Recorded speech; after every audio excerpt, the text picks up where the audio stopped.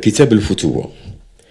En réalité, on connaît beaucoup plus Soulami par son œuvre majeure qui est Tabaqat Soufia et les classes des soufis, et où il a été l'un des premiers auteurs à parler des biographies propres à chacun des grands fondateurs du soufisme, en l'occurrence au 3e et 4e siècle, comme Ibrahim ibn Adham et d'autres encore, Hassan al-Basri ou d'autres encore. Hassan al-Basri est évidemment plus précoce. Et donc, pourquoi cette notion et qu'est-ce qu'elle signifie? Parce que il s'agit en vérité d'abord d'un moment, là, comme on en a parlé tout à l'heure, de grande effervescence intellectuelle et spirituelle qui a consisté en ces siècles du 3e et 4e siècle de l'Hégire à vouloir faire des œuvres qui expliquent ce qu'est le soufisme. Un peu ce qu'on a pu appeler des manuels, le terme n'est pas très bien choisi, les manuels du soufisme. Bon, un des premiers de ces manuels est Kitab al-Luma de Abu Siraj Tosi, qui a lui-même été le maître de Abu Abdurrahman Soulami. Et Abu Abdurrahman Soulami a été aussi le maître à son tour d'au moins deux grands auteurs de ces types d'ouvrages, qui sont Qushayri et la fameuse Risala de Qushayri, hein, l'épître spirituelle de Qushayri, qui est une des références extrêmement importantes, évidemment, pour expliciter ce que c'était que le soufisme. À cette époque, on pouvait dire que le soufisme était une réalité sans nom avant. C'est-à-dire c'était un vécu. C'était une spiritualité vécue, expérimentée, mise en œuvre et en pratique. Et ensuite, comme cela s'est passé pour d'autres sciences finalement, parce qu'il y a eu beaucoup de sciences qui n'existaient pas à l'époque du prophète, comme l'exégèse telle que c'est des tafsir, telle qu'il s'est développée, les ilm al-hadith, hein, tout ce qui est en rapport avec les hadiths, les traditions du prophète qui se sont développées là aussi après, et même la grammaire arabe qui n'existait pas. L'arabe était parlé d'une façon spontanée. Et vous savez, on commence à faire des sciences lorsqu'on commence à craindre que quelque chose soit perdu. C'est un petit peu comme, d'une certaine façon, pour la retenir, en retenir la mémoire, et surtout on codifie les règles, hein, pour que ça ne soit pas amené à un mélange, finalement, par le fait même qu'il y a une diffusion beaucoup plus élargie qui se fait de ces sciences. Donc, le soufisme va être quelque chose qui va se développer dans le même sens et selon les mêmes perspectives. C'était d'abord quelque chose qui était vécu, qui était goûté, qui était expérimenté, et ensuite elle avait besoin d'être conceptualisée, d'être exprimée, mais par des gens qui eux-mêmes sont des gens qui vivaient cette réalité spirituelle. Et c'est ce qui va se passer avec Soulami, avec ses disciples. Donc j'ai cité Qushayri, mais aussi Abu Nu'aym, l'Isfahani, qui a écrit un livre qui s'appelle Hilyat al-Awliya, les habits ou des saints. Et on voit bien que, par exemple, chez Abu Nu'aym, le soufisme, il est précisément depuis l'époque du prophète, avec le modèle prophétique, l'Uswa al-Hasana du prophète sallallahu alayhi wa sallam, jusque le cercle des compagnons, hommes et femmes, qui étaient auprès du prophète, et ensuite toutes les générations qui vont s'en suivre par la suite. Alors, il y a un auteur qui a fait une synthèse de toutes ces œuvres et qui a joué, je crois, un rôle majeur. Ça rappelle ce qu'on disait tout à l'heure sur le fait qu'on a toujours l'impression que les choses ont toujours été données une fois pour toutes. Alors qu'il y a en réalité des réalités qui sont exprimées à certains moments de l'histoire parce qu'ils correspondaient à des nécessités historiques, à des contextes où il fallait que ces expressions puissent être faites pour sauver l'essentiel et sauver l'esprit profond de cet enseignement. Eh bien, Cet auteur, c'est Abul Hamid al-Ghazali, dans ses Ihya Ulum ad-Din, révivification des sciences de la religion, ou régénérescence des sciences de la religion, Ihya Ulum ad-Din, va faire une sorte de, un peu plus tard, donc quelques décennies plus tard, il va faire une sorte de synthèse de l'ensemble de ses œuvres et essayer de marquer et d'expliciter dans quel sens est-ce que le soufisme est absolument fondamental dans tous les enseignements de l'islam, c'est-à-dire que l'aspect spirituel. Vous savez que Ghazali, pour ceux qui souhaiteraient donc un petit peu connaître un peu sa biographie, il y a le Munqidh min Talal, n'est-ce pas, le Munqidh min Talal, qui est un petit ouvrage biographique, qui a été traduit sous le terme erreur et délivrance, ou bien la délivrance de l'erreur, n'est-ce pas, et donc qui un petit ouvrage biographique d'un extrême intérêt et d'une très subtile pédagogie, qui justement dit comment est-ce qu'il est passé d'une approche qui était celle de l'érudition, parce que très très jeune, il a été nommé un des érudits, des savants de l'école Nizamiya par le calife abbasside de l'époque, et il était brillant, il avait un savoir encyclopédique, et ainsi de suite, mais il raconte dans le Munqidh min Talal comme quoi il pouvait convaincre, parce qu'en plus il avait lu tous les philosophes, et ainsi de suite, même s'il a beaucoup critiqué les philosophes, en réalité il s'en est beaucoup inspiré, parce qu'il avait une façon très articulée et très logique de présenter les choses, n'est-ce pas, et donc il va expliquer comment est-ce qu'il était lui capable de convaincre n'importe qui avec des arguments étayés et extrêmement forts, mais qui ne se convainquait pas lui-même et qui était dans le doute, n'est-ce pas, et qui était dans le doute, n'est-ce pas.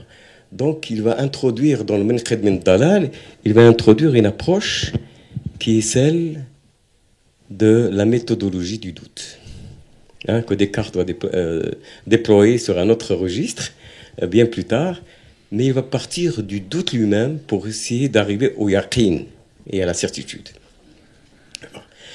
Et il a donc compris que cette réalité-là, elle ne pouvait être que l'objet d'une expérience personnelle. D'une expérience personnelle. Et après être parti en se sauvant en quelque sorte de l'emprise, du pouvoir et du statut qui était le sien à l'époque, il est allé sur les routes et pendant 13 ans, il va fréquenter des maîtres qui étaient beaucoup moins érudits que lui, et parfois même des simples artisans, mais dont il savait qu'ils avaient cette sagesse intérieure dont lui était en quête.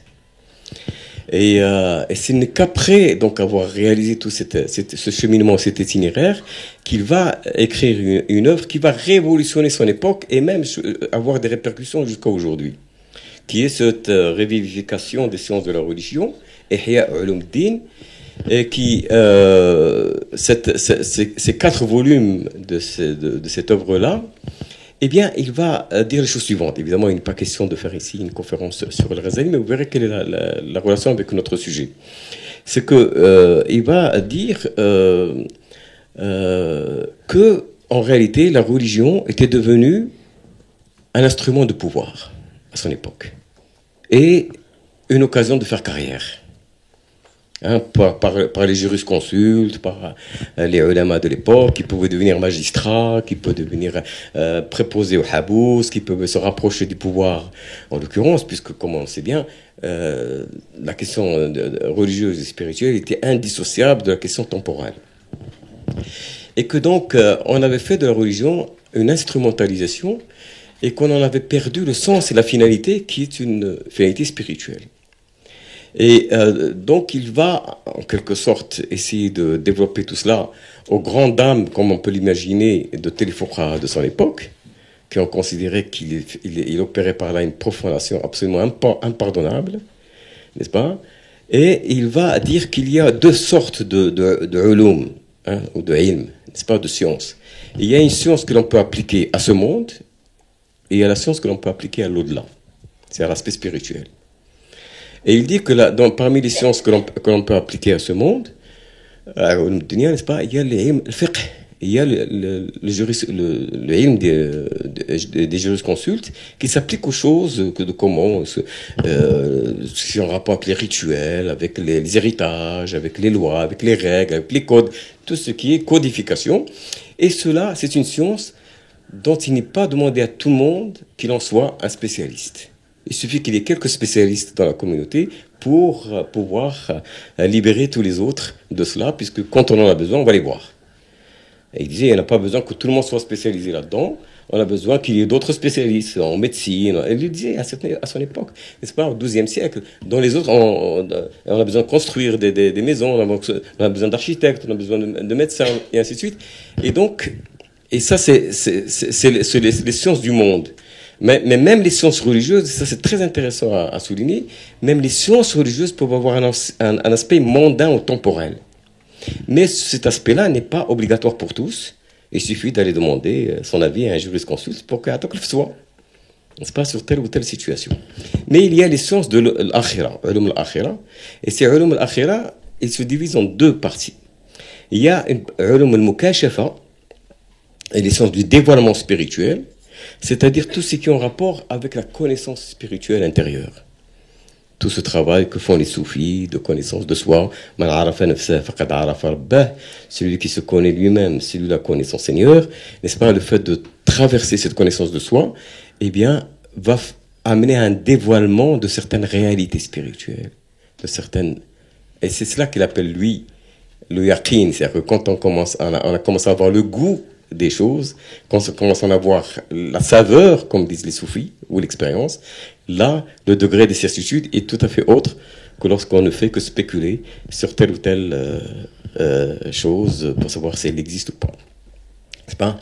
Et donc, ça c'est ulum al-akhira. Et puis, dans les ulum al-akhira, il y a un autre aspect, et c'est celui qui va nous intéresser en l'occurrence ici, qui est ilm al-mu'amalat, la science des relations avec autrui, n'est-ce pas? C'est-à-dire de la courtoisie spirituelle, ou de la politesse spirituelle, ou du comportement. Innama bu'ithu li'utammima makarim al-akhlaq, dit le prophète sallallahu alayhi wa sallam. J'étais envoyé, c'est même la finalité en quelque sorte, hein? J'ai été envoyé pour parfaire l'excellence ou la noblesse du comportement, ou de la courtoisie spirituelle. L'adab, c'est pas spirituel.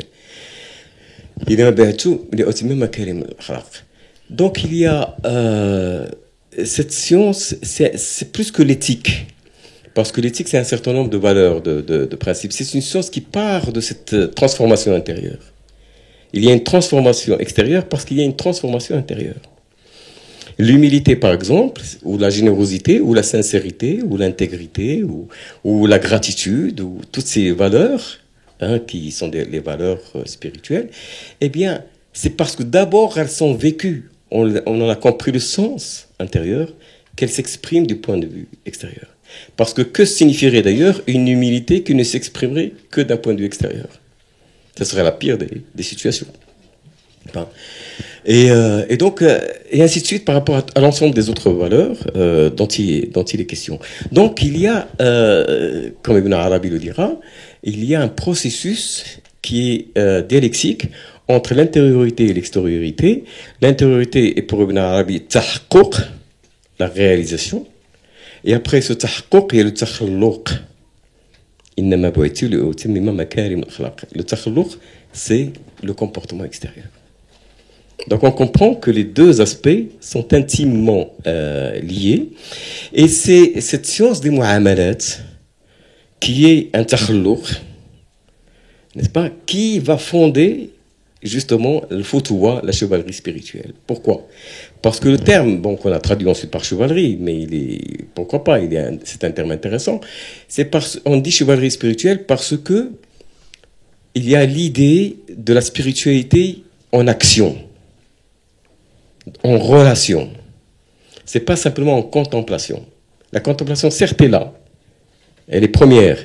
Mais ensuite elle s'exprime dans la relation sociale, la relation aux autres, ce que précisément Al-Ghazali appelle le mu'amalat. Et qui va être extrêmement subtil. Alors c'est pour ça qu'il y a ce petit livre de Sulami qui est fait de plein de petites histoires. Au lieu de nous expliquer d'une façon doctrinale qu'est-ce que c'est que la fatwa, il l'exprime de la façon dont elle s'illustre dans différentes situations. Les plus simples parfois. Comment un comportement de chevalerie spirituelle dans des situations diverses. Et évidemment, le terme lui-même va se référer à, va être construit à partir de tout un ensemble de références scripturaires et en l'occurrence coraniques. Lorsque, par exemple, il est fait dans le Coran allusion à Sidna Ibrahim alayhi salam, lorsqu'il dit Sami'na fata yuqalu lahu Ibrahim. Nous avons entendu parler d'un fata, d'un jeune homme dont il est dit Ibrahim, n'est-ce pas? Et on lui avons donné sa maturité avant, n'est-ce pas? Il y a cette notion d'ailleurs qui va être extrêmement forte dans toutes les références sur la jeunesse comme une jeunesse symbolique. C'est-à-dire, qu'est-ce que c'est que la jeunesse? Le fata, c'est un jeune homme, littéralement, mais il réfère à quelque chose, c'est les soufis, qui est la jeunesse de l'âme. C'est pas la jeunesse du corps, c'est la vigueur de l'âme, c'est la force de l'âme. C'est ça la chevalerie spirituelle, c'est la force des vertus spirituelles, n'est-ce pas, telles qu'ils peuvent s'exprimer. D'ailleurs, évidemment, aussi bien chez un homme que chez une femme. La question ici ne dépend pas de cela. Elle est relative à l'âme humaine et à sa capacité d'être dans une possibilité de renouvellement, de vigueur grandissante par le fait de pouvoir incarner toutes les valeurs et les mettre en œuvre. Par exemple, une des vertus cardinales de la futwa, de la chevalerie, c'est la générosité. Or, quand on pense à la générosité, elle demande une certaine force de l'âme, parce que la générosité, c'est aussi s'exposer parfois à perdre des choses qui nous sont chères.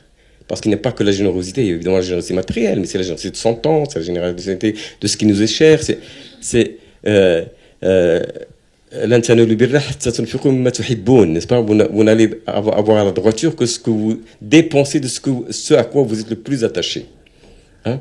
Donc, d'une certaine façon, si on y réfléchit bien, toutes ces valeurs sont des moyens pour trouver des antidotes à notre ego, nafs. Hein? Puisque l'ego, par définition, c'est essayer d'avoir le plus possible. C'est la cupidité, c'est l'avidité. Donc, développer par la force de l'âme cette générosité, c'est une sorte d'antidote, n'est-ce pas, contre l'ego. L'humilité, c'est pareil. Développer l'humilité, c'est un antidote contre l'ego, n'est-ce pas? Et toutes les autres valeurs dont on va parler. Alors, c'est intéressant, je dirais ça, je mentionnerai ça très très brièvement. Il y a quelque chose, même chez les Arabes, dans la littérature ancienne, il y avait l'hilm et il y avait le moro'a. Le moro'a, c'est une sorte de virilité, mais la virilité de la vertu. Pas la virilité machiste, pas, mais la virilité de l'âme. Simplement, eux-mêmes faisaient déjà une différence extrêmement intéressante depuis cette époque, qu'on va retrouver aussi dans le cadre de l'enseignement, aussi bien des versets coraniques que dans le soufisme, qui est que cette moro'a, elle est inscrite dans le clan. C'est-à-dire, c'est quelqu'un qui arrive à avoir un certain prestige par son comportement et par sa noblesse. Donc on commence à lui demander conseil, on commence à se rapprocher de lui. Il a un hilm, il a une capacité de sagesse, de discernement qui est reconnue par sa communauté. Or, ce qui est extraordinaire dans la futwa, c'est que c'est une vertu qui va s'exprimer aussi en dehors du clan, pour l'étranger. pour celui qui vient de l'extérieur. Il va être en rupture de ban avec le clan, comme l'a été Abraham avec sa propre tribu. Hein, puisqu'il a dû démolir les idoles, n'est-ce pas, et se mettre en porte-à-faux, en rupture de ban avec son propre clan. Et comme l'ont été d'autres, comme ça a été le cas d'Ahl Kahf, n'est-ce pas? Les gens de la caverne, dont il est dit dans le Coran que c'était des jeunes gens, fityatun. Donc on retrouve l'idée de la futwa. Et c'est pareil, ils sont aussi en rupture de ban, puisqu'ils échappent au pouvoir en place, n'est-ce pas? Ils vont se sauver, ils vont se réfugier dans la caverne précisément, et d'une certaine façon, cette vigueur de l'âme va la mettre dans une sorte de jeunesse atemporelle, c'est-à-dire que les siècles ne vont pas pouvoir avoir d'effet sur eux, n'est-ce pas? Cette vigueur, cette force de l'âme va faire que pendant 3 siècles, ils vont rentrer dans un sommeil, n'est-ce pas? C'est la fameuse les dormants de la caverne, n'est-ce pas? Que l'on retrouve aussi dans la tradition chrétienne, les dormants d'Éphèse. Et donc il y a cette idée d'échapper, n'est-ce pas, à l'emprise même de l'espace-temps par la force de l'âme. Donc symboliquement, c'est extrêmement puissant et extrêmement significatif. Et donc tout un ensemble d'éléments vont, par touches successives, constituer cette idée de la futwa, n'est-ce pas? C'est cette capacité de pouvoir être en porte-à-faux et en contre-pied avec son propre camp quand il s'agit d'accomplir quelque chose qui est de l'ordre de la justice et de la générosité, y compris vis-à-vis de l'extérieur. Et ça, c'est quelque chose d'extrêmement important. Mais il y a aussi une chose, comme cela est le cas avec le fatah de Moïse, n'est-ce pas, dans le verset coranique, lorsqu'il est décrit en tant que fatah. On ne sait pas à qui il est fait référence, ce n'est pas dit. Peut-être certains ont pensé à Josué, mais ça, ce sont des interprétations. Mais ce qui est important, c'est que dans ce verset-là, il y avait l'idée de fatah, c'est l'idée d'être en service, le fait de servir, le khidma, qui va être une des vertus fondamentale.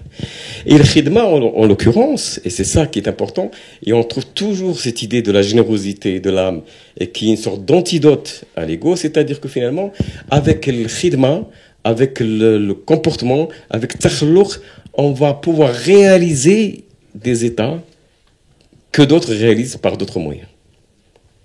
Ça c'est la spiritualité en action, en œuvre, n'est-ce pas? Et donc, le fait, par exemple, d'être dans une relation de service aux autres sans rien attendre en retour.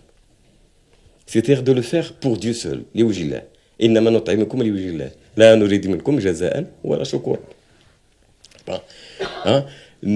vous donnons, nous vous servons à manger, pour le visage de Dieu, nous attendons de vous ni remerciement, ni récompense. Donc l'idée du don qui n'attend pas de retour. Du don qui n'attend pas de retour. Et ça, c'est quelque chose d'extrêmement surprenant, surtout à l'époque où nous sommes aujourd'hui, n'est-ce pas? Parler de ça, c'est carrément on a l'impression que nous sommes dans un délire, n'est-ce pas? Mais alors c'est ça qui est très intéressant, c'est que ces valeurs-là, et c'est là-dessus qu'il faut faire un lien avec quelque chose qui me semble très important, y compris avec notre époque, c'est que ces valeurs-là vont fonder dans la culture, dans la civilisation de l'islam, en l'occurrence médiévale, ils vont fonder l'éthique même des corporations de métier. C'est-à-dire les corporations de métier vont être fondées sur ces valeurs-là. Sur la valeur du don gratuit, sur la valeur de la générosité vis-à-vis d'autrui, qui n'attend rien en retour, sur la valeur de l'humilité, de l'effacement, de l'attention portée à autrui, de la considération. C'est-à-dire tout le takhluq, les mu'amalat dont on parlait, c'est pas des choses abstraites. C'est une spiritualité vécue au quotidien.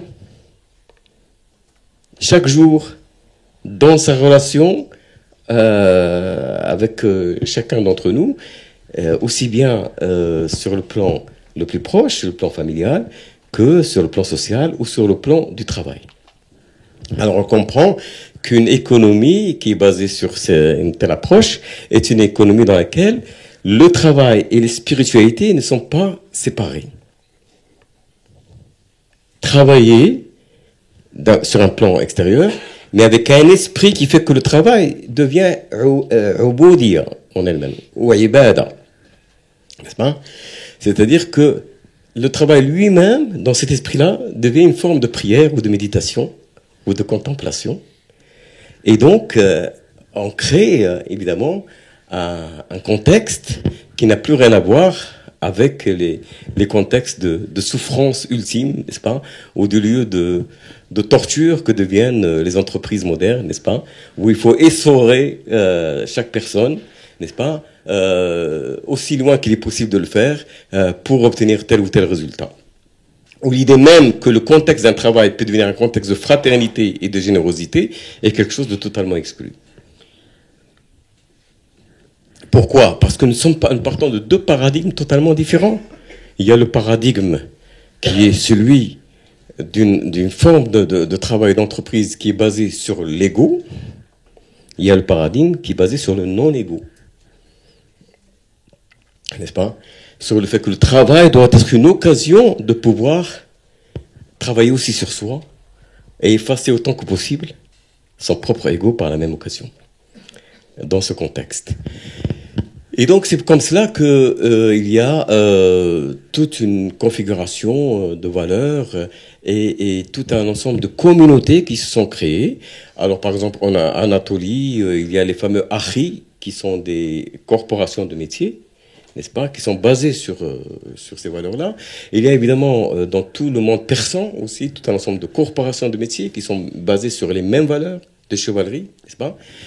Et il y a aussi un cas finalement assez exceptionnel jusqu'à un certain point, bien que culturellement il était peut-être plus présent qu'on ne peut le penser a priori, qui est le cas du calife Nasser al-Din, qui est un calife abbasside, qui a pour la première fois institué une foutoua, si je peux dire, une chevalerie de gouvernance. C'est-à-dire que les politiques eux-mêmes doivent se baser sur ces valeurs-là. Sur ces valeurs. Et donc Nasser al-Din a diffusé cette initiation de la foutoua.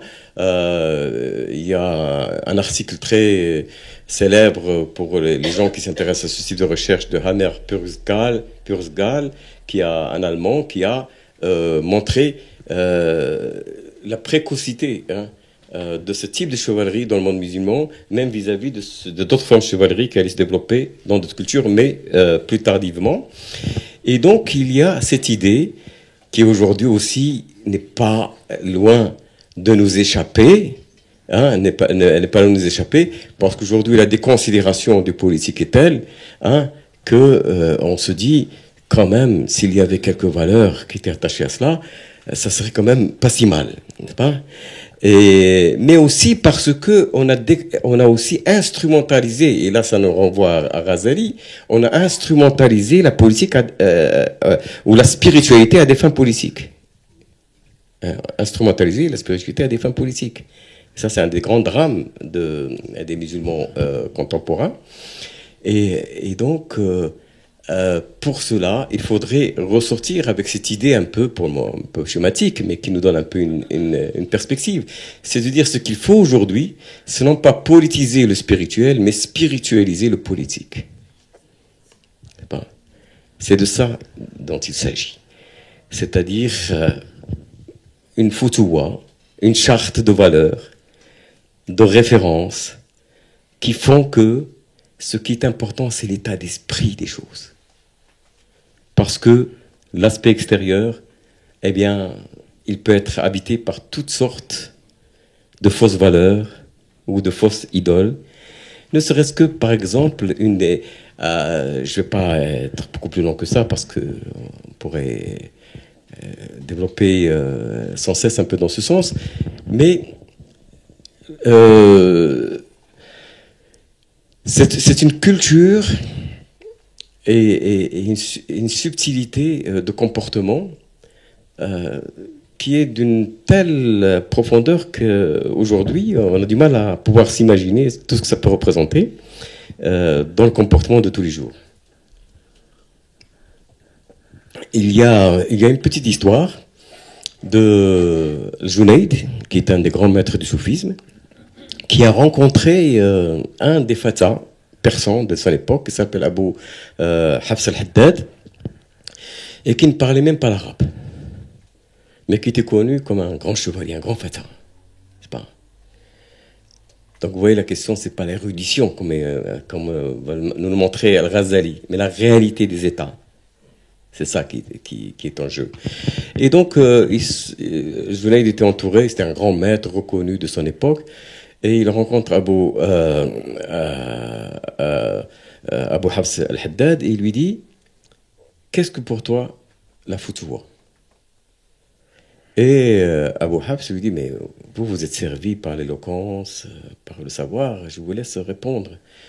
Et Junayd donne une réponse très subtile, comme ça, qui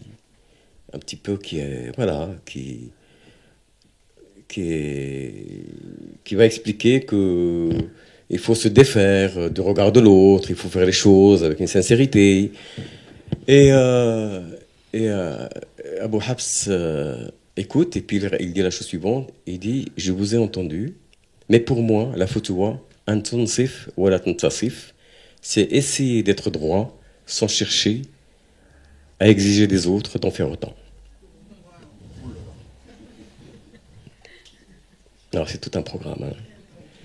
Rien qu'avec ça, on a quelques années de travail. Hein. N'est-ce pas? Et le Junayd dit, levons-nous, on n'a plus rien à faire ici. On a entendu ce que personne ne pourra dire d'une aussi belle façon. N'est-ce pas?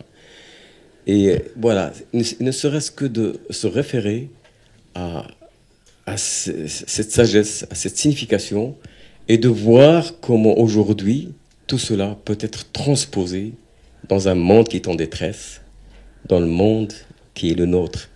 Parce que la spiritualité, elle n'appartient pas simplement au passé. Elle est sans cesse renouvelée et sans cesse présente. N'est-ce pas? Et donc c'est un vrai programme, mais c'est un autre sujet que Sidi Abdelhafid m'a demandé d'aborder à une prochaine occasion. Voilà quelques éléments, quelques perspectives concernant la foutouwa, et je vous remercie.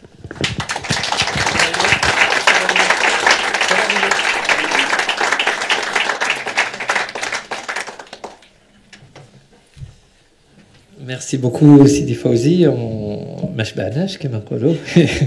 mais ça sera une autre occasion peut-être, parce que c'est vrai qu'on est au milieu de la semaine et donc on va pas trop retarder, bien qu'on pourrait vous écouter, je pense, des heures. Il y a tellement de choses à nous dire et à nous rappeler. Et si vous le voulez bien, on va faire un petit entracte. Justement, vous parliez de nourriture tout à l'heure. Donc il y a un petit buffet qui vous est offert par les bénévoles de la Maison Soufie, et on vous invite à partager le temps d'installer la scène pour le concert de nos amis, la famille du Ring, Inch'Allah. Merci. Rendez-vous dans un quart d'heure, 20 minutes.